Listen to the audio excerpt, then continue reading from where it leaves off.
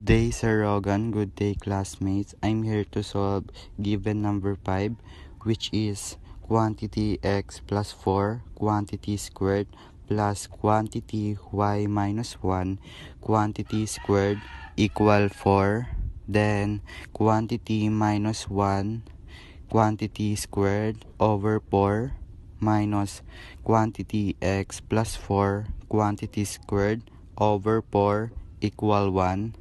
So, itatry natin siya i-desmos. Ayan siya.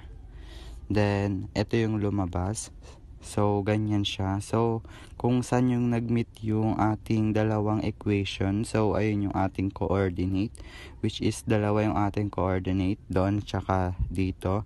So, yung isa nating coordinate is negative 4. Then, 3. Then, negative 4 and negative 1. So, proceed na tayo sa given number 6, which is x squared plus y squared equal 4. Then, x squared over 4 minus y squared over 16 equal to 1. So, ididesmos na natin siya. So, ganito yung lumabas sa kanya. Dalawa rin yung ating coordinates dito, which is negative 2, then 0, then 2, then 0. So, ganun lang natin malalaman yung ating coordinates.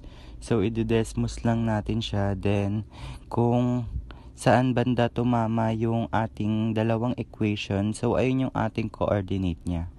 So, ganun lang. Thank you and that's all. Thank you.